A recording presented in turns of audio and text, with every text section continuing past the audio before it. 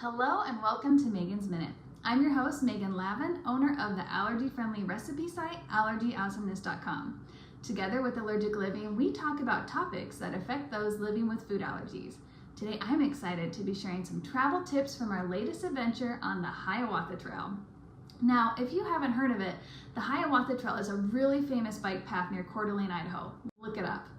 Lately, I've been trying to plan more family outings that are within a driving distance because when you can drive, you don't have to worry about packing food in a suitcase, weight requirements, or baggage getting lost. You can just load it up in a big cooler, toss it in the trunk, and you are good to go.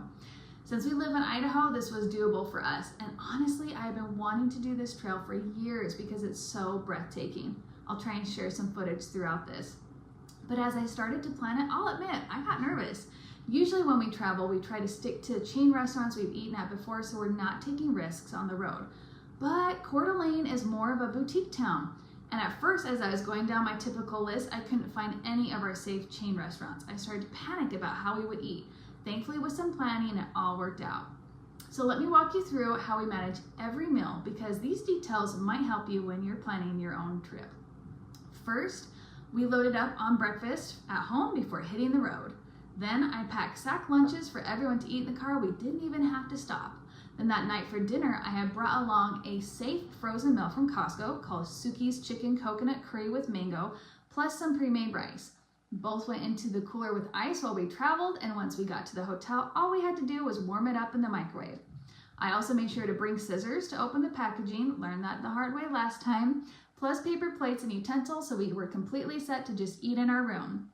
The next morning, we tried the hotel's continental breakfast. I had called ahead to confirm that their bacon and sausage would be safe, as well as their Cheerios and fruit juice. But I always pack safe oatmeal packets that just need hot water. That way, if something looks questionable once we get there, or if my son isn't in the mood for those options, we always have a reliable backup that's filling and safe. For the bike ride itself, it usually takes most of the day, so I packed sack lunches again. Again, because it's a 15-mile ride, I knew we'd be exhausted and hungry afterwards, and for me, a little sore. So this one time I planned for us to eat out. We wanted something easy. Thankfully, Red Robin was in town. It was literally the only chain restaurant that I could find that we had eaten at before. We had good experiences there because they have an allergy menu, and I love that my son's food comes with like those little flags in it, which helps us feel safer. He ordered his tavern burger without cheese on a gluten-free bun, plus all the unlimited fries, and we left happy and full. The next morning, we used the continental breakfast again, and then hit the road home. But here's where I got nervous again. The drive back through Idaho is gorgeous, but the small towns along the way don't exactly have allergy-friendly dining options. It's podunk. So I was scanning Google Maps over and over again, trying to find a safe stop for lunch. The only thing that kept coming up was McDonald's, which has nothing safe for my son to eat there. So I was starting to stress. So I started backing up, and I finally spotted a Chick-fil-A in Missoula. Hallelujah.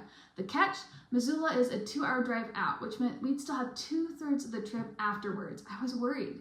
Would the kids even be hungry yet that soon after breakfast? Would they get cranky later on because they ate lunch too early?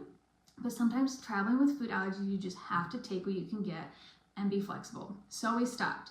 My son got his go-to grilled chicken sandwich on a gluten-free bun with fries, and I told everyone, eat up now because this is it until we get home, aside from the snacks.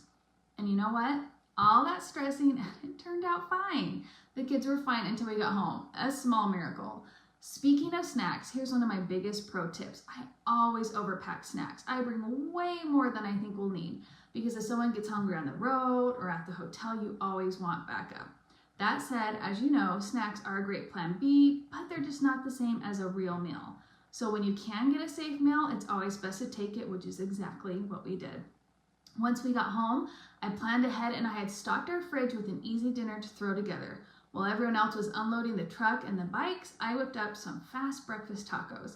It was such a relief to end the trip full and safe. And honestly, all that planning and prep was 100% worth it, as it always is. And that's what I have to remind myself when I feel those nerves. When I asked my kids what their favorite part of summer was, they all said this Hiawatha trip. It really was a big memory maker, and I'm so glad I didn't let the food allergies hold us back at all. So, my hope for you is that if you're considering trying the Hiawatha Trail Or maybe just blazing a trail of your own and you want to go somewhere new with your food allergies, do it. Every time I push myself outside of my comfort zone, I've grown and I've been glad I did it. If you have any additional questions I didn't answer, let me know in the comments and I'll do my best to answer. Also, if you want more travel tips, I have shared segments about other trips we've taken, like Legoland and going on a cruise. So you can find all of those on Allergic Living's IGTV and their YouTube channel. Thanks for joining me on this Megan's Minute. We'll see you next time.